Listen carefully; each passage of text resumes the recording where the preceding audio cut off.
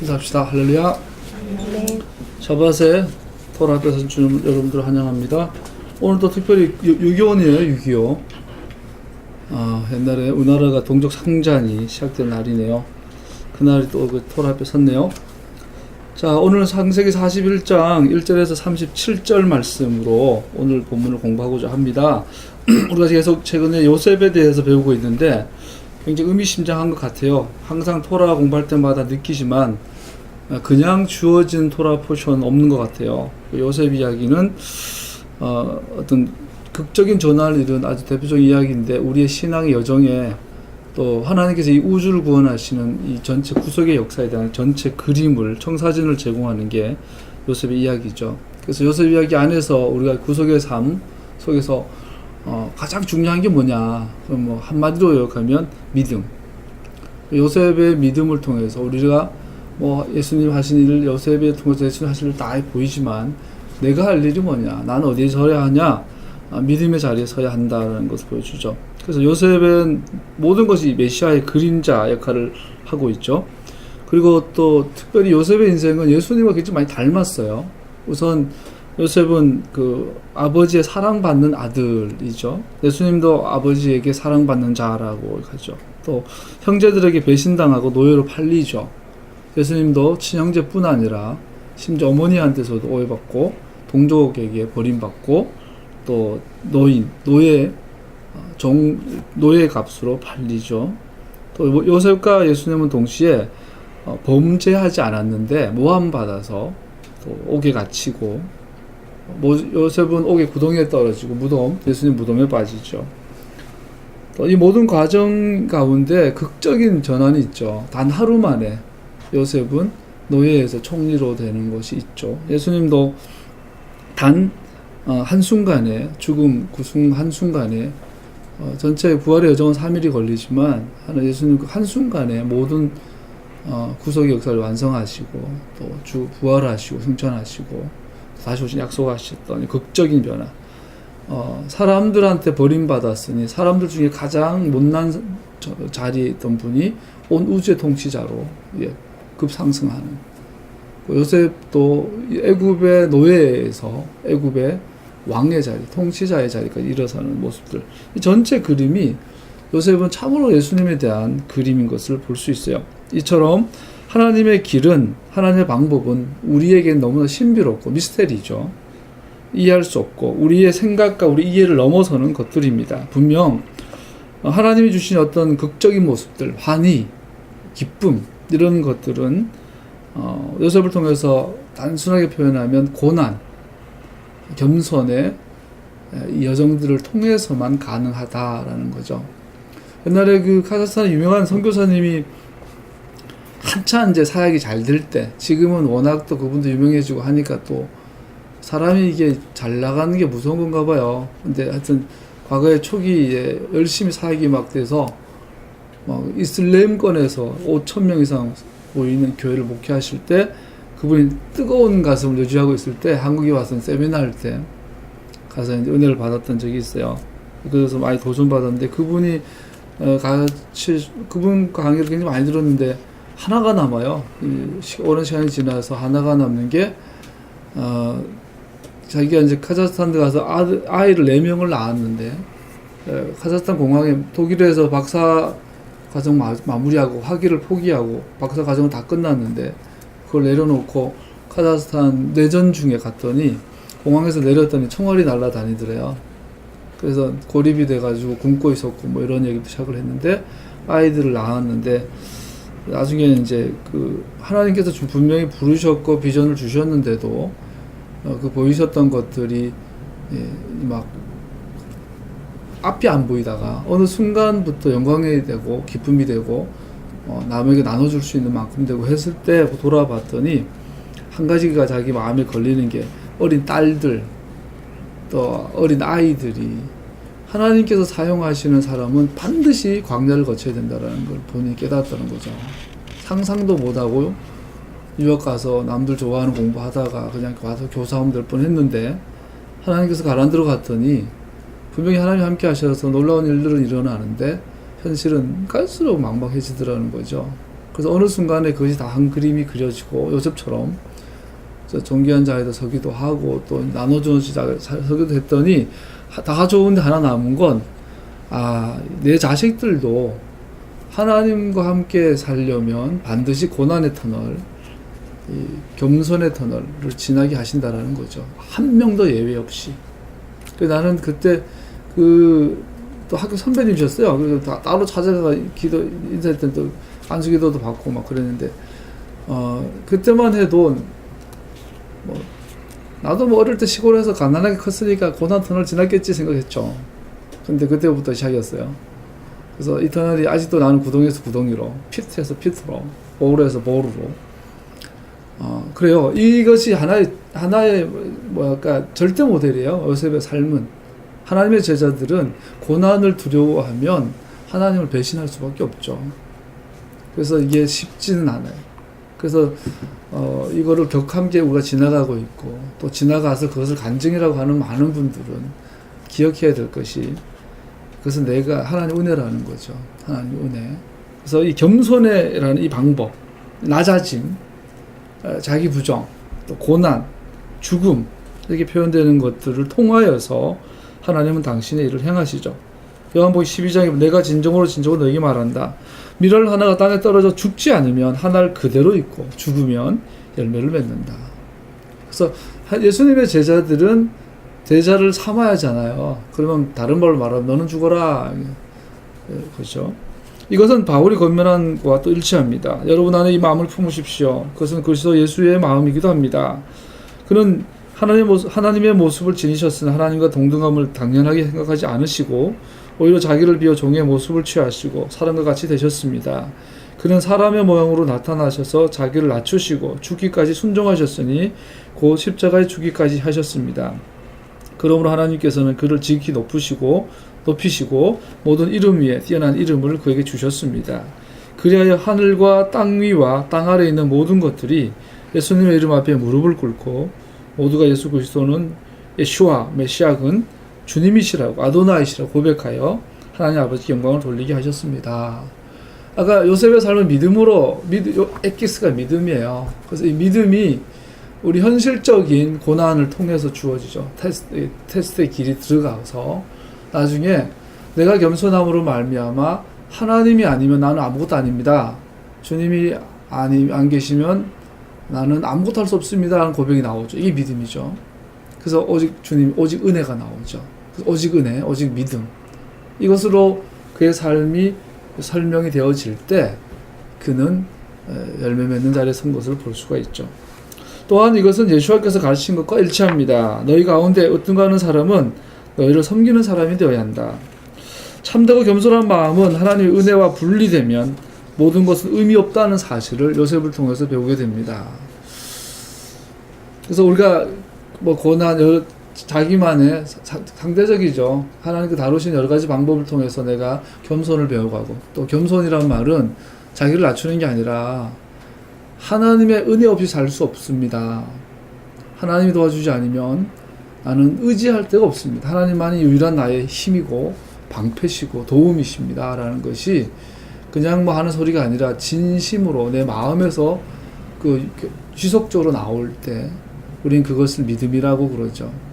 또 그것은 그래서 이 믿음 없으면 우리의 삶의 모든 것들은 나중에 하나님께 심판하실 때 그냥 불로 태워져 버릴 것들이 되는 것이죠. 이 땅에 흘러가는 우리 인생의 순간순간들은 하나님의 영원함의 크심과 비교하면 아무것도 아닙니다. 그러므로 인생의 가장 중요한 것, 우리가 정말로 아웅다웅 해야 될 것은 주님이 없으면 나는 아무것도 할 수 없다는 사실을 확실히 아는 것입니다. 이것이 믿음이죠. 주님이 없으면 나는 아무것도 아닙니다. 이것을 깨닫고 그것이 나의 깊은 고백이 되고 진정한 믿음이 되고 이것이 내 인생 동안 지속적으로 되어질 때 그것을 우리 믿음이라고 그러고 그것을 가지고 우리 인생의 가장 소중한 걸 얻었다라고 하는 거죠. 그거 없고 다른 거 얻은 것은 성경은 인정하지 않죠. 이것은 순수한 믿음을 나타내는 또 다른 방식입니다. 순전한 믿음은 자신의 능력을 의지하는 것을 포기합니다. 그리고 전능자께서 새롭게 하시고 힘을 주시는 것을 구하게 됩니다. 할렐루야. 어제 10여 년 몰던 차를 폐차를 했어요. 그리고 뭐 우리끼리 여러분도 알지만 또 하나님께서 생각지도 못하게 또 승합차 하나 주셨어요. 물론 썩어서 구멍이 뻥뻥 뚫리긴 했지만 탈 때마다 감사해요. 그리고 아침에 오늘은 또 특별한 일이 있어가지고 뭐 좀 낮에 왔다 갔다 했어요. 자바신데도 오늘 공무원 서울시 구급 공무원 시험신데도 가보고 또 한낮에 막히는데 왕십리 갔다 오고 하면서 굉장히 막혔는데 감사하게도 내가 가는 길이 있어서 풀리더라고요. 그래서 쉽게 왔는데 보면서 여기 탄천 뚝길을 지나오면서 차 타고 지나오는데 그런 생각이 드는 거예요. 차가 25만이 넘어가고 막 휀다가 다 썩고 하나는 차가 필요한데 막 10여 년 그죠? 그랬는데 안 생겨요. 그래요. 그러다가 이제 속상하더라고요. 그래서 그 사실은 차 주세요 하다 보니까 이왕이면 차 주세요 기도할 때 그랜저 주세요, 제너시스 주세요 뭐 그랬잖아요. 모하비 주세요. 근데 기대도 안 했던 20만 다 된 카니발을 누가 주셨는데 구멍이 뻥뻥 뚫렸어요. 근데 이게 감사한 거예요. 전에 같으면은 그랜저 달라 했는데 왜 이거 줘요 그랬는데 이제는 감사하더라고요. 감사하고 있는데 내 앞에 이 모하비가 지나가는 거야.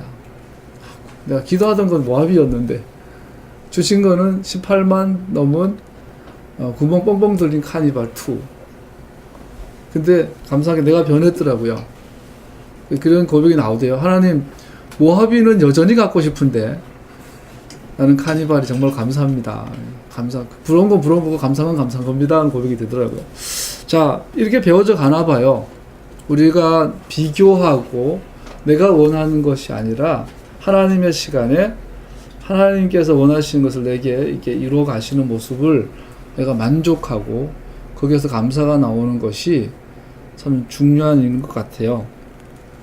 하나님의 원트와 나의 원트와 하나님의 니드가 만나야 하는데 문제는 하나님의 니드와 나의 원트가 만나는 것이 죽기보다 어렵다라는 거죠. 겸손한 자는 나의 원트가 주님의 니드가 되겠죠. 이것이 요셉의 인생에서 또 볼 수가 있죠. 가장 강한 왕, 그리고 오늘 본문에서 또 보여주는 것은 하나님께서는 모든 시간, 모든 역사, 모든 사건들의 주권자이시라는 겁니다. 오늘 당대 가장 강한 패권 국가의 통치자인 바로가 꿈을 꾸는데 그 꿈을 하나님께서 주관하고 계신 걸 볼 수 있죠. 왕의 마음은 흐르는 물줄기 같아서 주님의 손안에 있다. 아도나이께서 원하시는 대로 왕을 이끄신다. 잠언서 21장에 나옵니다. 가장 강한 왕들의 일들조차도 하나님은 당신의 계획으로 바꾸십니다. 브렉시트인가요? 영국이 EU를 탈퇴를 했어요. 어떻게 탈퇴하고 났더니 오늘 기사를 봤더니 영국 백성들이 도대체 우리가 무슨 짓을 한 거냐. 그래서 20만 이상이 청원을 했어요. 투표 다시 하자. 우리는 사실 이유가 뭔지도 모른다. 그리고 우리가 이유를 탈퇴하면 무슨 일이 일어날지 우리도 모른다. 그냥 여론에 휩싸인 것 같다. 그리고 20만 이상이 했어요. 자, 지구상의 많은 패권자들이 또 막 우리 김정은, 우리 정은이 형님, 아우님이구나. 이 정은이는 위에서 막 고각 사격을 했어요. 이 대포동인가요? 쐈는데 괌을 타격할 수 있는 능력을 확보를 했어요. 이러다 진짜 미국이 그 참수작전 들어갈까봐 겁이 나는데 개인적으로 참수작전 했으면 좋겠어요. 개인적인 생각이. 그런데 어쨌든 세상에는 수많은 권력가들이 자기의 생각으로 자기 계획을 꾸리지만 오늘 본문은 분명하게 경고하고 있어요. 왕의 마음은 흐르는 물줄기 같아서 다 주님의 손안에 있다. 하나님께서는 요셉을 감옥에 꺼내어서 권위의 자리에 앉히기 위해 관원들과 그날의 날씨 또 특별히 왕의 꿈들을 연관시켜 사용하기 하셨습니다. 우리는 우주를 다스리시는 하나님의 주권적인 통제가 우리가 선택하는 것들에 대해 우리의 책임과 어떻게 상관하시는지 정확하게 이해할 수 없습니다. 우리가 기도하는 것은 우리는 하나님께서 만물을 다스린다는 것을 믿는다는 증거가 됩니다. 자, 우리는 이러한 본문을 통해서 배울 수 있고, 또 본문을 통해서 알 수 있는 것은 오늘 본문에서 꿈이라는 것은 아주 중요한 요소인 것을 보여줍니다. 바로는 거의 모든 것을 마음대로 할 수 있었지만 잠자는 동안 꾸는 꿈들에 대해서는 아무것도 할 수 없었습니다. 자, 우리가 요즘 뭐 예언운동, 계시운동, 예언, 뭐 선지자학교 이렇게 말하는데, 뭐 꿈을 통해서 예언하고 뭐 방언 통변 많이 뭐 요즘 훈련도 하잖아요. 선지자 자격증도 주잖아요, 요즘. 명함에다가 선지자 누구 사도 누구 볼 때마다 그냥 낯간지러워요. 오글오글거려요, 요즘에. 일로. 왜? 자칭 사도죠, 진짜. 자칭 선지자고. 그런 의미에서 꿈을 강조하는 게 아니에요. 여기서 바로의 꿈과 요셉의 해석에 대한 이 사건을 통해서 하나님은 꿈이라는 요소를 굉장히 중요하게 사용하는 걸 볼 수 있어요. 지구의 운명을 꿈에 맡겼어요. 그래서 우리는 꿈을 주셔야 되고, 꿈을 예언의 중요한 요소로 이걸 말하는 게 아니라, 하나님께서는 뭐죠? 바로는 하고 싶은 거 다 할 수 있는데 자기 꿈은 어떻게 못해요? 그것은 이 바로의 꿈을 통해서 하나님께서 말하고 있어요. 내가 왕이야. 내가 주권자야. 내가 주인이야. 바로 너는 나의 손안에 있는 나의 일꾼이야. 이렇게 말씀하고 있는 것을 말하고 있는 거죠. 바로는 아브라함과 이삭과 야곱 하나님 대해서 들어보지 못했을 겁니다. 아마 주소 들었다 할지라도 바로가 있던 이 애굽은 전 세계 귀신들의 고향이잖아요. 오늘날 그 서양에 있는 대부분의 신화, 그리스 로마 신화가 지금 헬레니즘을 만나가지고 아주 멋진 문화의 옷을 입고 있지만 이 그리스 로마 신화의 뿌리가 바벨론이고 애굽이잖아요. 그러니까 애굽은 귀신들의 고향이에요.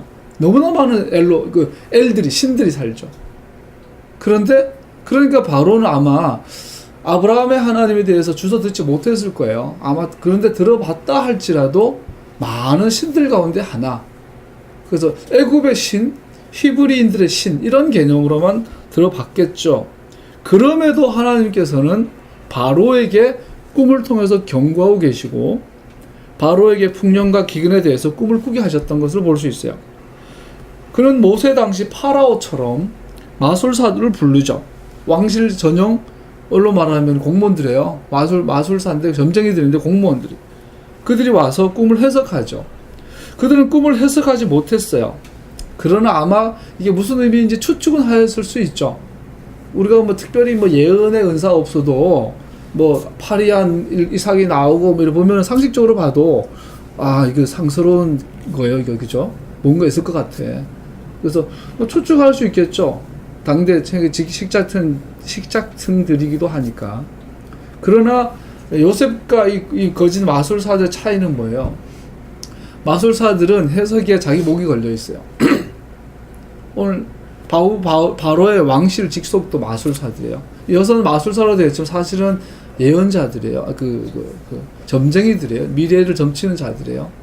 그 점을 쳐야 되는데 이게 이루어져도 문제고 안 이루어져도 문제인 거죠. 또 정확히 알지도 못하고. 그러니까 아무래도 얘들은 어떻게 해요? 도망갈 구멍을 마련해 놓고 왕이시여 잘 모르겠나이다. 뭐 이렇게 도망갈 구멍. 이루어져도 도망가야 되고 안 이루어져도 도망가야 되겠죠. 그런데 여기서 요셉의 태도는 반대죠.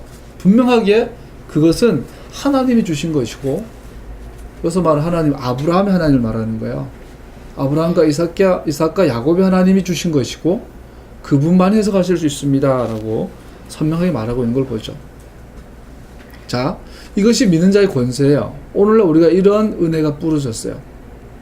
요즘 뭐 예언한다 그러고 진짜 어디 가서 사도 사역, 선지자 사역 그 엉뚱한 진짜 무당들 많은데 기독교 무당들 엄청 많죠.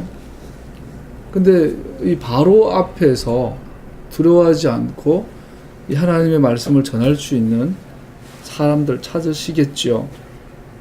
옆으로 한번 빠져볼까요? 아, 요즘 매지션이라고 그러네? 매직 하는 사람들, 애들. 이현우? 뭐 이렇게. 뻥거 뭐, 토끼 나오고. 이거는 매직이 아니죠. 그것은 그냥, 이거, 속임수. 그죠? 하나의 오락거리예요, 그죠? 요즘은 그걸 또 레포츠라고 하고 뭐 아트 뭐라 하던데. 그래서 근데 조금 옛날에 그 매직하고는 좀 달라요, 그죠? 예언하는 자들은 아니죠. 자, 성경에서 하나님의 선지자를 대적하는 대표적인 무리들이 거짓 선지자고, 토라를 가지고 거짓 선지자 하는 자들이 있고, 더러운 귀신의 이름으로 거짓 이게 사수를 부리는 자들이 있잖아요. 그래서 옆으로 빠져보면은 어제 잠깐 나눴지만 샤밧을 지켜라 그래. 지켜라. 샤마를 해라. 그 하나님의 말씀을 지켜라 그러죠. 그럼 우리는 자꾸 하나님의 말씀 지켜라 그러면 순종하라는 거 이해해요. 순종하라는 뜻이 아니죠. 하나님의 말씀을 전하라는 건, 순종하라는 것은 그 안에 포함된 의미고, 전면에 나선 의미는 뭐예요? 하나님의 말씀을 제대로 해석해라는 뜻이죠. 샤마를 해라, 킵해라, 가드해라, 보존해라, 섞이지 않게 해라, 훼손되지 않게 해라, 잘못 해석하지 말아라, 바르게 해석하고 바르게 가르쳐라, 1.1획도 더하거나 빼거나 옆으로나 좌우로나 우로나 치우치지 말아라. 이것이 지키라는 뜻이죠. 이것을 지키기 위해서 우리는 하나님의 말씀에 실제로 순종하는 삶을 살아야 하죠. 그래서 순종이 나오는 거, 순종이 앞에 나오는 게 아니죠.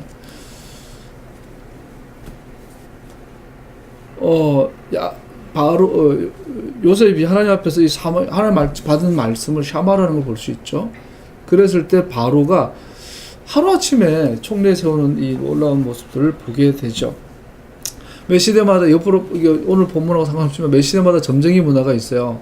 걱정이 돼서 그래요. 요즘 웹툰, 젊은 아이들이 가장 영향을 많이 미치는, 요즘 젊은 아이들의 그 초중고 아이들에게 가장 많은 영향을 미치는 한 문화가 인터넷에서 웹툰 문화죠. 만화.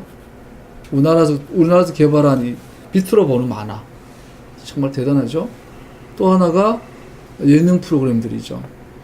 예능에서 가장 많이 쓰는 게 뭐예요? 뭐 신의 목소리, 윤우님, 뭐 축구의 신, 뭐 이렇게 아이돌이란 단어 자체가 귀신한 말이잖아요. 아이돌이 하나의 고유명사가 됐어요. 그래서 신이란 말, 하나님이란 말을 굉장히 많이 써요, 예능에서. 또 그러면서 또 웹툰 만화를 봐도 가장 많은 주제가 그 사술, 점술, 예언, 그 점쟁이들 이야기예요. 악령이 나오고, 막 마귀가 나오고, 막 사탄이 나오고, 테마사가 나오고, 이런 이야기들. 또 그러면서 예능 프로그램에도 대부분 제일 많이 나오는 게 전생에 다시 태어남, 이런 말들. 그래서 아이들에게 굉장히 많은 영향을 미쳐요, 이런 것들이. 그래서 우리가 오늘 정말 요셉 같은 선명한 예언자들, 토라를 전한 자들이 필요하다고 생각이 들어요. 12절 보면 술 맡은 자 요셉을 기억합니다. 잊어버렸는지 일부러 말 안 했는지 알지 못하지만 이제 와서 요셉을 바로에게 소개를 하는데, 여기서 주목해 볼 게 있어요. 히브리 소년이라는 표현을 써요. 요셉은 지금 고향을 떠나서, 가족을 떠나서 오랜 생활 혼자 살고 있어요. 완전한 다른 문화에. 그런데 누가 봐도 요셉은 히브리인이야. 요셉은 외로운 곳에서 굉장한 그 강력한 사회적인 문화적 압력 속에서 자기 정체성을 지키고 있는 걸 볼 수 있어요. 왕에게조차도 얘는 히브리인이에요. 그러면 사람들 보기에 요셉이 히브리인 증거가 뭘까요? 물론 가장 중요한 건 하나님을 향한 믿음이에요. 변함없고 흔들리지 않는 믿음이 요셉이 히브리인인 걸 알아요. 그러나 동시에 또 하나 힌트가 있죠. 우리에게 가장 부담되는 것 중에 하나인데, 보디발이 요셉에게 내 자산 다 맡길게, 그러나 내가 먹는 음식은 그거는 네가 건들지 마라. 음식, 먹는 거. 다른 말로 말하면 요셉이 먹는 거랑 보디발이 먹는 거는 달랐던 걸 볼 수 있죠. 주치해 볼 수 있어요. 그래서 오늘날 우리가 보세요. 여러분들이 사회생활 하다 보면, 내가 군대 갔더니 이제 자대 받아가지고 가서 통신, 우린 본부소대라서 다 했는데 통신도 잠깐 했어요. 이게 꼽다 교환수 하는데 고참이 오더니 11시부터 6시까지인가 이제 밤새 둘이서 근무를 써야 되는데 담배를 꺼내야 되는데 입에 물리는 거야. 그래서 몽둥이 갖다 놓고 맞을래 피울래. 그래서 저 교회 다녀요. 저 신학생이에요. 나중에 보니까 감사하게도 그 고참이 장난을 친 거예요. 한 한 10분, 30분 정도 위협을 막 하더니 나중에 끝까지 안 피워 그랬더니 나중에는 내가 장난쳤다 그러고 다시는 그걸 안 하더라고요. 만약에 그때 한번 피웠으면 나 군대 제대할 때까지 담배 피우는 놈 됐을 거야. 이렇게. 세상 간단한 이야기지만 우리가 세상 사회생활을 하면서 자기 정체성이 드러나야 돼요. 술자리에서, 식사 자리에서, 회사 자리에서. 예를 들어서 내가 뭐 조선소 직원인데 큰 배를 건조를 해서 이제 진수식을 할 때에다가 요즘 대부분 이렇게 여자가 와서 와인을 깨트리죠. 한국 같은 경우는 대대가리 갖다 놓고 절하죠. 와, 사장님, 부장님, 팀장님 와가지고 다 절하는데 너 절 안 해? 그때 어떻게 해야 돼요? 우리는 자기 정체성이 드러나야 돼요. 삶의 여러 가지 모습을 통해서. 안 드러나는 거는 배신하는 거예요, 하나님. 요셉은 드러났어요. 왕에게 앞에서. 아마 오늘날 우리가 우리 자신의 정체성을 내가 예수님의 제자입니다. 드러낼 수 있는 가장 확실한 표현이 뭐죠? 절기를 지키는 거예요. 샤밧 중심의 라이프 스타일을 고집하는 거예요. 누가 봐도 쟤는 메시아니. 절기를 지키는 거예요. 우리가 기독교인으로 있을 때는 주의를 준수하고 부활절을 지키는 것들이었지만 우리가 토라를 발견하고 났더니 샤밧이에요, 주일이. 이거는 타협할 수 없어요. 그리고 가장 확실한 정체성을 드러낼 수 있는 게 뭘까요? 먹는 거죠. 코쉐르죠, 코쉐르. 우리가 지금 다 못 지켜요, 그죠? 그런데 최선을 다해서 노력은 해야 돼요. 그리고 조심은 해야 돼요. 우리 집만 해도 우리 큰 누나가 이단은 아니지만 이상한 교회에 오랫동안 다니면서 그 교회는 돼지고기를 못 먹게 했어요, 옛날에. 그러니까 누나는 돼지고기 안 먹는다고 해가지고 우리 집안 안에서 완전히 그냥 그러고는 생활이나 그 교회 하는 짓은 엉망이다 보니까 우리 집안에서는 돼지고기 안 먹는 것은 아예 그냥 이단이 되고 그 사이코가 된 거예요, 이렇게. 그랬는데 그 누나는 지금 돼지고기 잘 먹어요. 그 교회 떠나가 바른 교회 가고 나서. 근데 정작 이제 내가 토라를 발견하고 나니까 돼지고기를 멀리하게 돼요. 이제는 돼지고기 자체가 냄새가 나서 못 먹겠어요, 이제는. 아직 못 구는 건 소세지를 다 못 구는데 가끔씩 싸우고 있죠. 그 삶의 구별을. 어쨌든 어떤 이유에서건 우리는 절기를 통해서 여러 가지 메시아닉 라이프 스타일을 통해서 우리 세상 속에서 쟤는 교회 다닌다. 쟤는 예수와의 제자다. 쟤는 토라 회복에 대한 가치를 갖고 가고 있다는 걸 드러나야 합니다. 그러나 지혜롭게 드러나되 사람을 잃지 않는 지혜 가운데 자기가 드러날 수 있길 축복합니다. 그 좀 이따 나오겠지만 가장 중요한 구별되는 건 요셉처럼 아브라함의 하나님을 향한 믿음이 굳건한 것이에요. 이것이 이 시종장이나 바로에게 있어서 쟤는 히브리인이야 라는 가장 확실한 정체성이었던 것을 또한 볼 수 있습니다. 14절에서 16절까지 보면 요셉이 바로에게 대답을 합니다. 이르되 내가 아닙니다. 하나님께서 바로에게 편안한 대답을 바르게 해석해 주실 것입니다. 말할 필요 없이 요셉은 그 조상들 하나님을 향한 변함없는 믿음으로 인해 히브리인으로 알려집니다. 바로의 눈에 이 신은 자신들의 신과 경쟁하는 신으로 여기고 있을 때에 보세요. 바로 요셉이 이제 갔는데 야 내가 이런 꿈을 꿨어. 그랬더니 요셉은 지금까지의 그 전쟁들과 다르게 그 꿈은 아도나이 아브라함의 하나님이 주신 거예요. 그리고 그분이 그분만 해석할 수 있으세요. 이 한마디에 사실 요셉은 목이 걸린 거예요, 지금. 그랬을 때 우리가 바로가 반응을 어떻게 했을까요? 지금 한 줄로 나와 있어 그렇지만 그때는 아마 요셉은 자기 모든 걸 걸고 지금 전하고 있는 거예요. 모든 걸 걸고. 바로 입장에서는 요셉이 말하는 아브라함의 하나님은 그냥 많은 신들 중에 하나. 우리인데 있는 우리 그 애굽에 있는 어떤 신보다 강할까?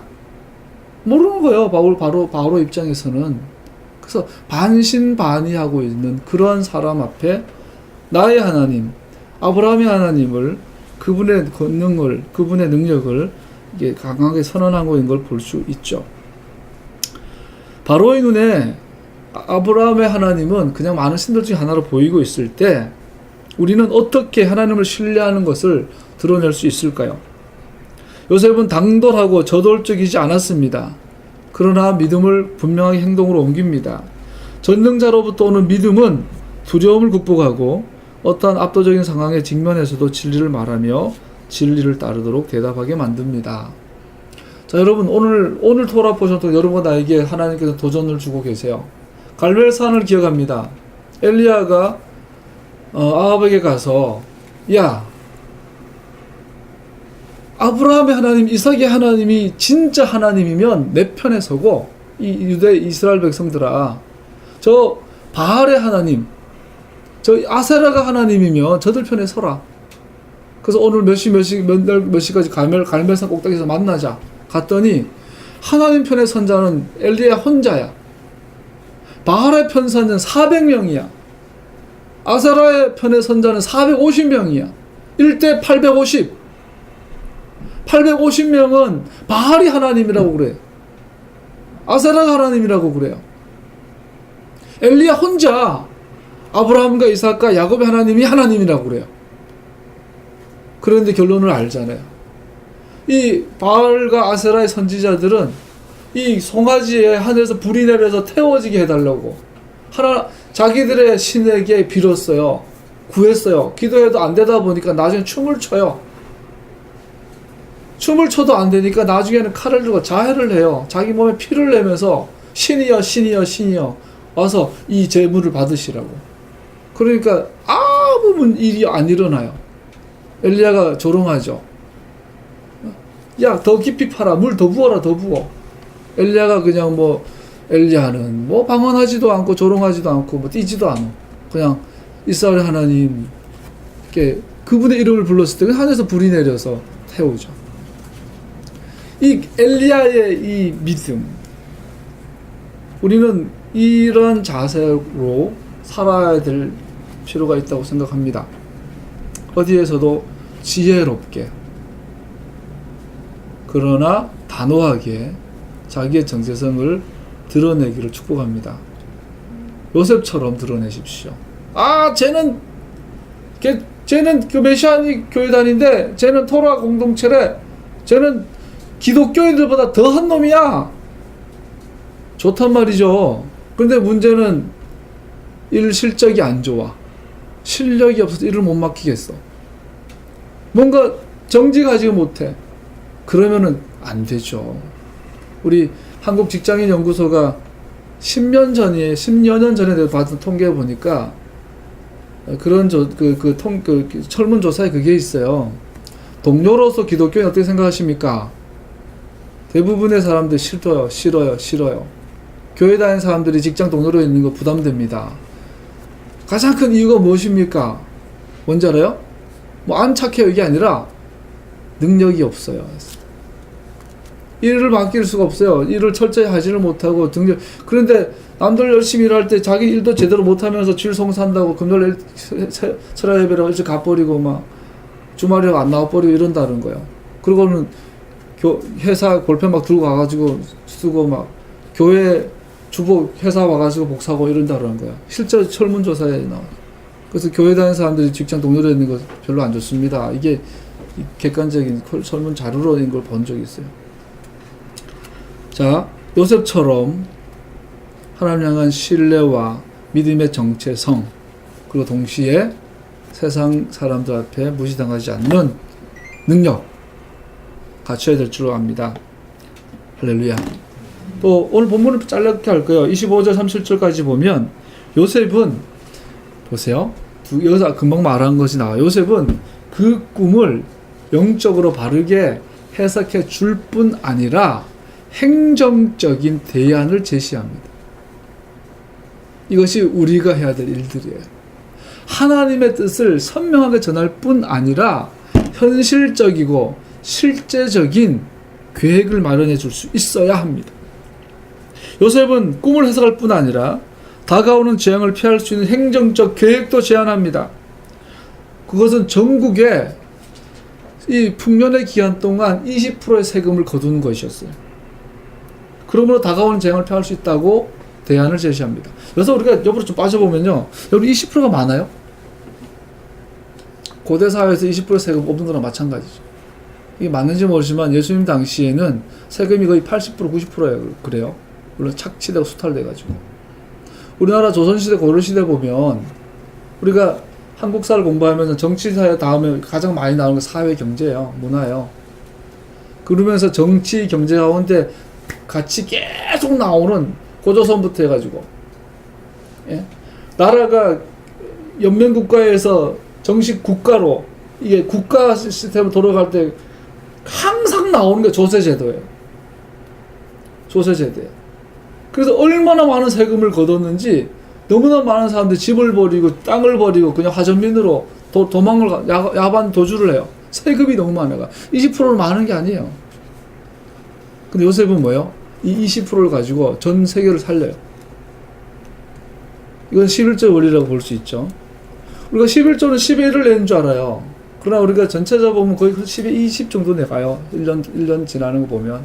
그 외에 또 뭐 성전에 갈 때마다 속죄제, 속건제, 화목제 내죠. 자, 20%의 원리. 더 시간상 더 우리가 좀 살펴볼 수 못하겠지만 그 정도면 우리는 세상을 아름답게 만들 수 있어요. 오늘날 아마 여러분들이 이미 다 하고 있을 거예요. 교회에서 11조 기본적으로 하죠. 여러분들 아이스크림 하나 사 먹어도 세금 나가죠. 성막이 또 성전에 있던 시대는, 특별히 성전 시대에는, 성막 시대는 재정일치 사회죠. 그래서 헌금과 세금이 같은 거였어요. 오늘날 여러분 하나님께 드린 헌금과 세금이 다른 세상을 살고 있어요. 그리고 11조는 오늘날 의무적인 거 아니죠. 성전이 없고 레위인이 없는데 11조를 의무적으로 할 필요는 없죠. 그러나 우리가 알아야 될 건 큰 돈이 필요한 게 아니라 이 관리자, 분배 정리, 이 경제 정리만 실현되면 세상은 굶어 죽는 사람 없어질 거예요. 가난의 문제는 해결될 거예요. 정말로 이 시대 요셉이 필요합니다. 거꾸로 빠지는데, 자, 두 번의 꿈을 꾼 것은 신속하고 확실한 의미였던 거죠. 오늘 본문을 간략히 살펴보고요. 하프타라와 사도들의 성서 본문이 중요해요. 오늘 이사야 29장 1절에서 16절 말씀이 오늘 토라 포션 본문에 연결된 하프타라 본문인데, 그중에 8절 한번 읽어볼게요. 마철이 굶주린 자가 꿈에 먹기는 하나 깨어나면 더욱 호기를 느끼듯이, 목마른 자가 꿈에 마시기는 하나 깨어나면 더욱 지쳐서 갈증을 느끼듯이 시온산을 치는 모든 나라의 무리가 그러할 것이다. 그러면서 이사야 29장에 이사야는 아리엘을 향한 예언을 하고 있어요. 여러분 아리엘 많이 들어봤죠? 보통 이제 사자, 하나님의 사자, 하나님의 암사자 이런 의미로 많이 쓰이는데, 여기서 이사야는 이 아리엘이라는 단어를 에스겔 43장에 나오는 의미와 같은 걸로 쓰고 있다고 보죠. 뭐냐면 번제단, 이 불을 태워서 제물을 바치는 제단의 바닥, 제단 바닥, 이것이 아리엘의 의미를 갖고 있어요. 에스겔 43장에 보면 그 제단 화덕에 높이는 녹자여 화덕의 네 모서리에는 뿔이 4개 솟아 있다. 그 제단 화덕은 아리엘은 길이가 12자여 너비도 12자며 사면으로 네모가 반듯하다. 여기서 아리엘은 아라, 불에 태우다는 뜻과 엘, 하나님의 뜻이 합성되어서 하나님의 화덕, 하나님의 번제단 이런 뜻을 갖고 있습니다. 즉 아리엘은 하나님께 희생제사 드리는 곳이라는 뜻입니다. 동시에 이것은 예루살렘을 의미하죠. 또 동시에 예루살렘은 하나님의 암사자라는 뜻도 있지요. 자, 이것을 무슨 말 의미합니까? 오늘 이사야는 두 가지를 예언하고 있어요. 예루살렘이 고통당할 것이다. 아리에라 아리에라고 예루살렘을 향하여 탄식을 하고 있어요. 그래서 이렇게 말씀하죠. 너에게 재앙이 닥칠 것이다. 아리에라. 아리에라 아리에라 다윗이 쳤던 성읍아, 해마다 절기가 돌아오면 나의 번제단에 불리는 이곳 아리엘은 포위되고 전쟁이 날 것이고 니들은 완전히 망하게 될 것이고 포로를 끌려가게 될 것이다. 이게 첫 번째가 이사야 예언이죠. 두 번째 예언이, 그런데 5절에 보면 갑자기 너를 친 원수의 무리를 내가 갑자기 나타나서 그 원수들을 내가 심판하겠다. 해오리 바람과 폭풍과 큰 소리로 태워버리고 불길로 너의 원수들 내가 태워버리겠다. 그러고 나서 세 번째, 계속 넘어가면서 나중에는 아리엘 너네들을 너에게 내가 다시 찾아가겠다. 이렇게 말하고 있어요. 그러한 예언 가운데 나온 것 중에 하나가 내가 심판하는 너의 원수들, 아래를 치러 오는 이 열방들은 밤에 꿈을 꾸는데 꿈에서 먹는데 깨면 배고프고 꿈꾼 거와 현실이 완전히 다르게 되는 것을 예언하면서 이렇게 말하고 있어요. 그럴 때 너희는 놀라서 기절할 것이다. 너희는 눈이 멀어서 앞을 못 보는 사람이 될 것이다. 그러면서 잠드는 영을 보내셔서 너희를 깊은 잔에 빠지겠다. 이렇게 예언하고 있어요.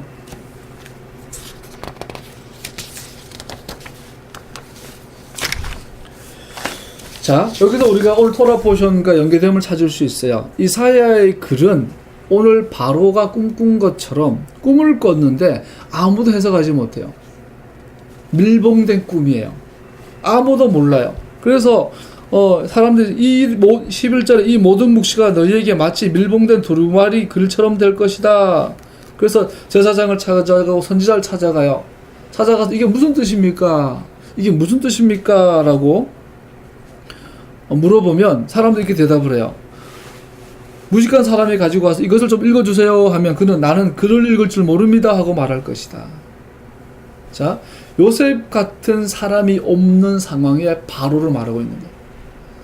내 백성 아리에라, 너네들에게 필요한 건 요셉이다 라고 말하고 있는 것을 볼 수 있죠. 이 모든 묵시가 너에게 마치 밀봉된 두루마리 글처럼 될 것이다 이렇게 말했죠. 그러면 여러분 질문해 볼 수 있어요. 왜 많은 선지자들과 선견자들은 하나님의 이 분명한 메시지를 말씀을 이해하지 못했을까요? 29장 10절 한번 읽어볼까요? 시작. 주님께서 너희에게 잠드는 영을 보내셔서 너희를 깊은 잠에 빠지게 하셨다. 너희의 예언자로 너희의 눈빛을 변하게 하셨으니 너희의 눈을 멀게 하시고 너희의 선견자로 앞을 내다보지 못하게 하셨으니 너희의 얼굴을 가려서 눈을 잠자는 영을 보내주셔서 못 보게 하고 못 듣게 하겠다라는 거죠. 누가? 예언자들이, 선견자들이.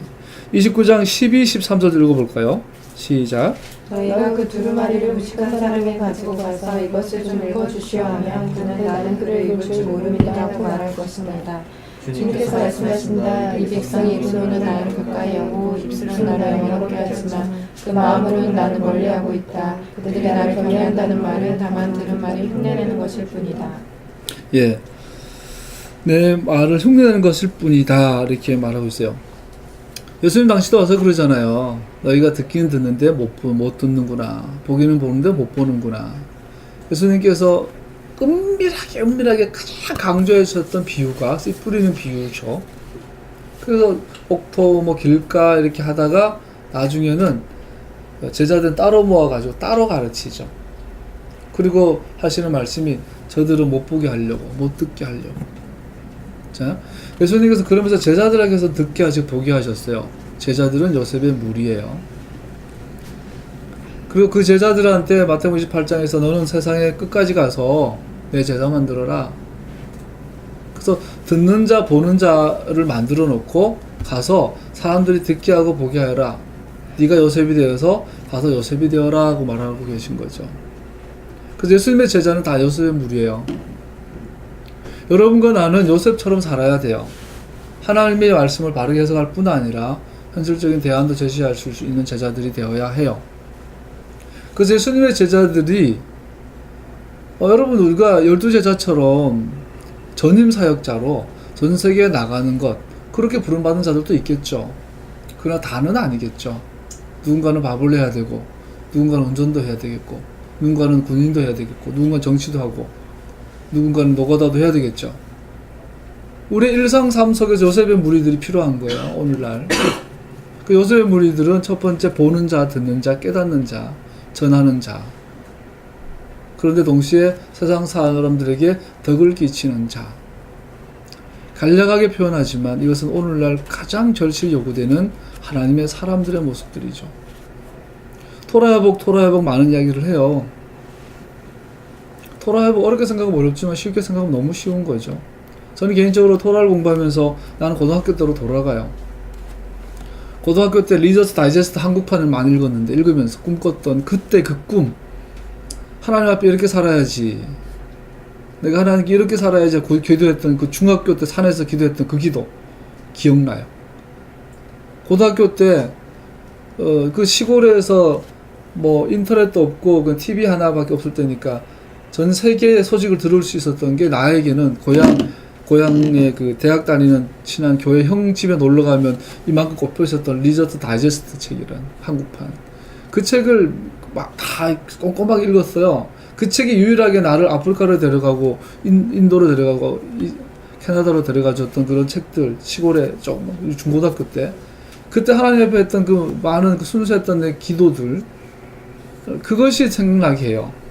그러면서 신학교를 들어가고 산에서 산기도 하고 체험하고 뭐 서울러가서 쓰임받고 이렇게 하면서 생긴 수많은 이 껍데기들 야망과 야심들 벗겨내시는 작업을 하시더라고요. 토라는 없었던 적이 없어요. 한국교회에 토라가 없었던 적은 없어요. 가려지고 깨닫지 못했을 뿐이죠. 기존 전통교회 안에 토라가 없지 않아요. 있어요. 다만 가려졌을 뿐이에요. 보지 못할 뿐이에요. 이 시대는 참으로 요셉의 무리들이 필요하다고 생각합니다. 요셉의 무리들은 반드시 고난의 터널을 지나서 믿음의 엑기스로 남는 자들이죠. 이 시대의 마지막 때는 요셉의 무리들이 대거로 출현할 것입니다. 그러나 그들은 고난의 풀무를 지난 자들입니다. 아리엘은 이 번제단입니다. 동시에 풀무란 뜻도 있죠. 하나님은 우리를 풀무에 넣어서 단련하셔서 요셉 같은 사람들로 만들고 계십니다. 할렐루야. 예루살렘을 향한 열방의 전쟁은 하나님의 능력의 팔로 끝이 날 것이고 다시 한번 그의 백성들을 회복하시고 자신에게로 돌이키게 하신다는 것이 오늘 하프타라의 내용들입니다. 그래서 그들에게 뭘 하냐면 그들의 마음에 하나님의 토라를 심고 하나님의 언약을 심는다고 말씀하고 있죠. 요한계시록 7장 1절에서 17절 말씀을 읽었습니다. 오늘 토라의 내용과 연결되어지는 사도들의 성서, 신약 성서, 사도들의 성서의 내용들입니다. 그리고 1절에서 10절까지 읽었는데 8절에 보면 입맞은 자 14만 4천이 나오죠. 각 지파당 12,000명씩 모이니까 14만 4천 명의 12지파의 무리가 나오죠. 여기서 갈라디아서 살펴보면 재밌는 게요. 단지파가 빠져 있어요. 그리고 에브라임 대신에 요셉이 들어가 있어요. 그리고 레위지파가 들어가 있어요. 그래서 많은 그동안 이 단지파는 저주받은 지파, 실종된 지파, 잃어버린 지파, 뭐 왜냐하면 사사기 같은 경우 보면 악하고 막 우상 숭배하고 뭐 베들과 단에서 제단 쌓고 뭐 이랬던 지파. 그래서 하나님께서 마지막 때 단지파를 버리셨다, 실종됐다 이렇게 막 말하는데 그것은 굉장한 왜곡이라는 걸 볼 수가 있겠죠. 왜냐하면 에스겔 48장에 보면요, 에스겔 48장 분명히 천년왕국에 대한 이야기죠. 이 천년왕국을 기록하고 있는 메시아 시대는 분명히 단지파가 존재해요. 지파 이름 다음과 같다. 가장 북쪽에서부터 시작하여 헤들론 길을 따라 르호 하맛을 지나서 다마스쿠스와 하맛에 접경한 경계선을 타고 하살레논까지 곧 북쪽 하맛 경계선에 이르는 땅의 동쪽에서 서쪽까지의 땅은 단지파의 목이다. 단지파의 경계선 다음으로 동쪽에서 서쪽까지 아셀지파의 목이다. 단지파는 천년왕국이 존재하는 걸 볼 수 있어요. 그리고 좀 많은 경우 대부분이 요한계시록 7장에 나온 14만 4천을 뭐로 이해하냐면 영적인 이스라엘이에요. 아브라함 혈통적 후예들이 아니라 영적 이스라엘. 이 대체 신학적인 견해는 성경 전체의 맥락에서 전혀 설 자리가 없죠. 그러면 왜 사도 요한계시록을 기록하면서 12지파를 기록하면서 의도적으로 레위 지파를 집어넣고 단지파를 빼고 요셉 지파를 에브라임으로 대체했을까요? 레위와 요셉의 특징을 살펴보면 간단하게 이해하게 되죠. 민수기에 의하면 성막 중심으로 진을 행하여 진을 행할 때 이 12지파를 4개 지파로 이렇게 블록을 짜죠. 근데 이 단지파는 아셀과 납달리 지파의 블록에 들어가요. 그래서 아셀, 납달리라고 말 안 해도 얘 셋은 항상 같이 가는 거예요, 이렇게.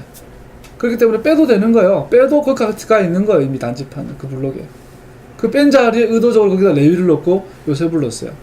자, 레위 지파는 뭘 상징하죠? 하나님께 제사를 드리는, 제사장을 배출하는 제사 시스템을 주관하던 지파이죠. 요셉은 지파가 아니잖아요.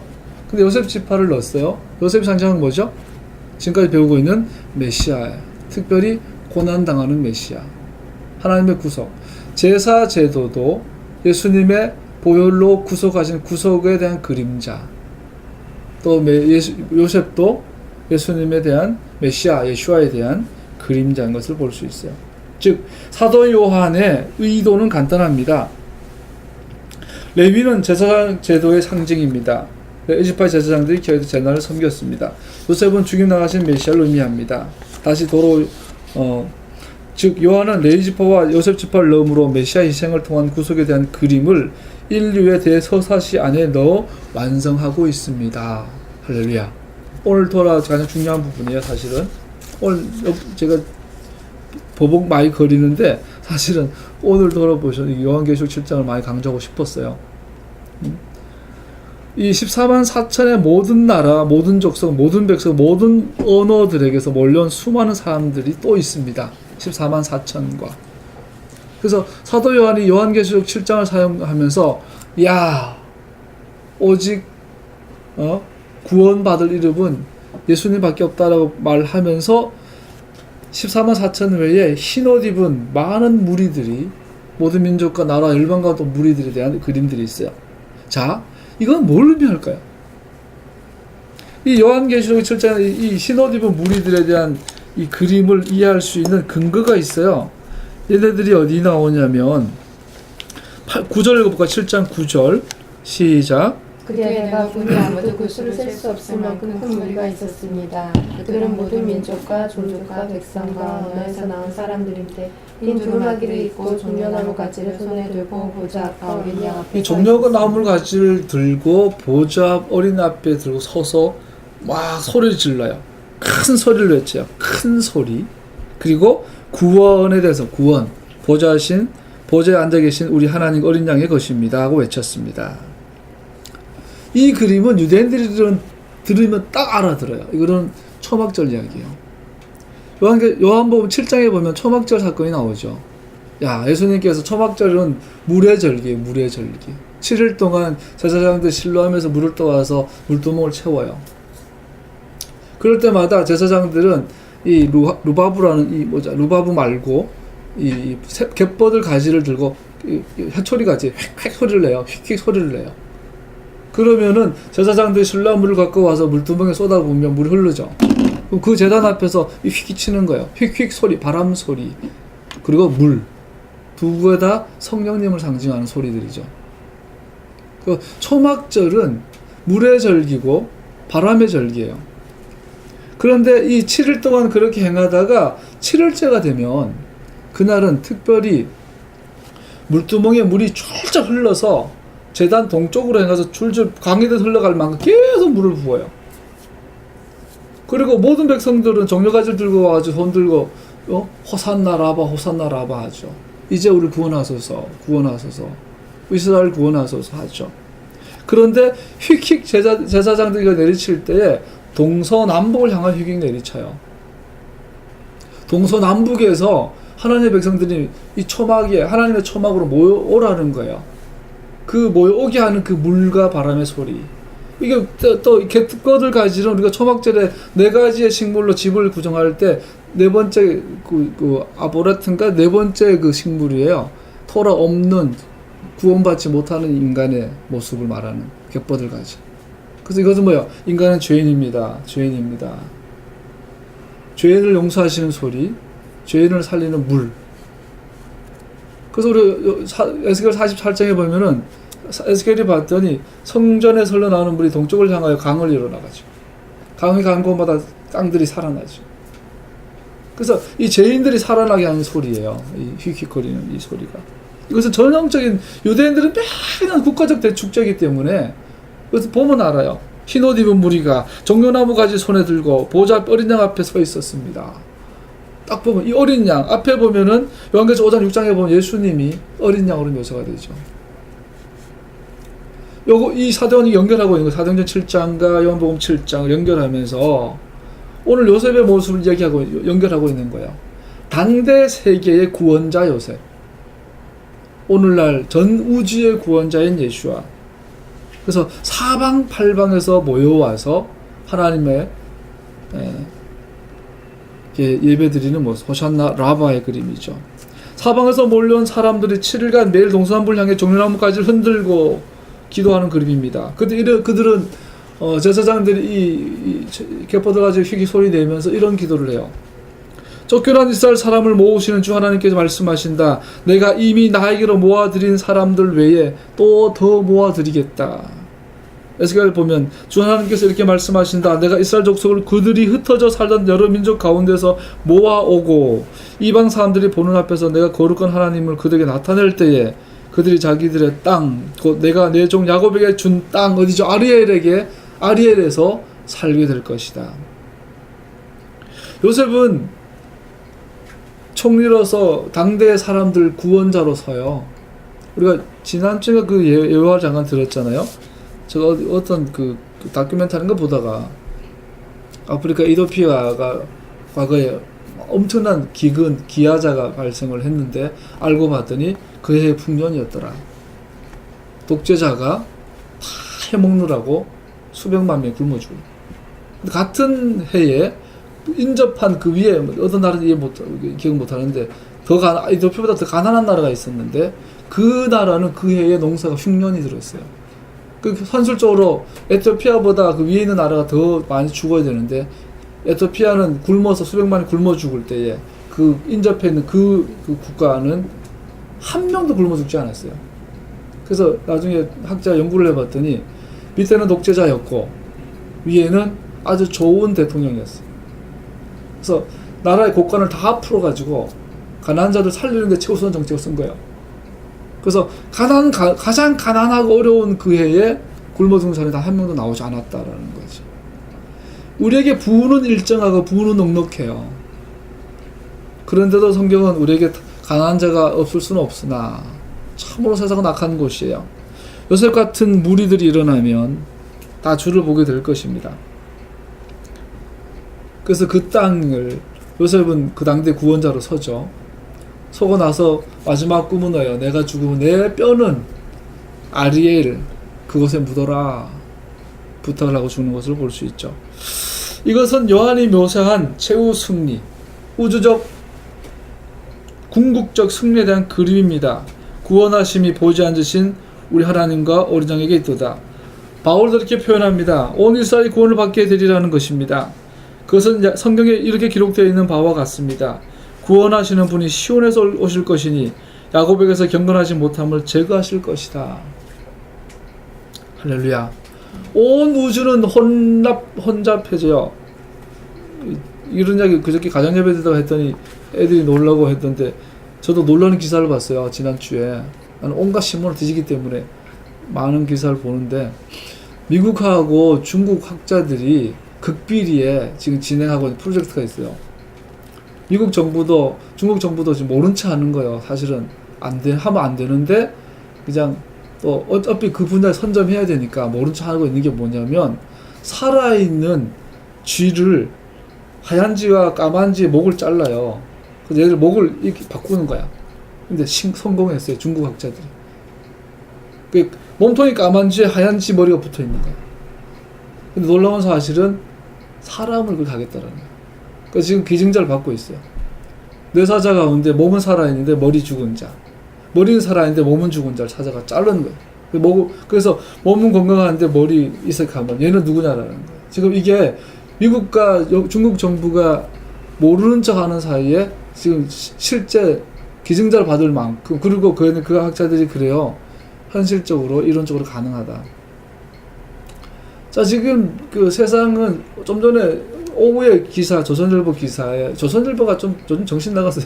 메인 기사에 뭘 올렸냐면, 삼성에서 VR 기구를 판매를 하는데, 하여튼 막 그 성적인 부분들, 거의 반 홍보야.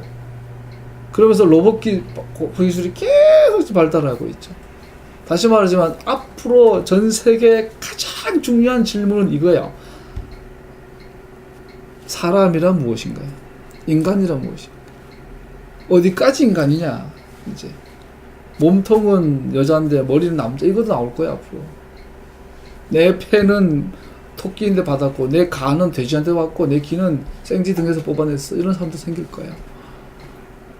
앞으로는 정말로 혼란스러운 가치관의 시대가 곧 오겠죠. 이런 시대를 살는 여러분과 나에게 참으로 요셉과 같은 하나님의 제자들이 필요하다고 생각합니다. 할렐루야. 봉인된 책을 해석할 줄 아는, 하나님의 토라를 샤마를 할 줄 아는, 보존할 줄 아는, 바르게 해석할 줄 아는. 예수님이 그러잖아요. 나는 토라를 바르게 해석하러 왔다. 그러니까 너희도 땅끝까지 가서 제자 삼아라. 그러한 물들로 거듭나기를 예수님은 축복합니다. 기도하겠습니다.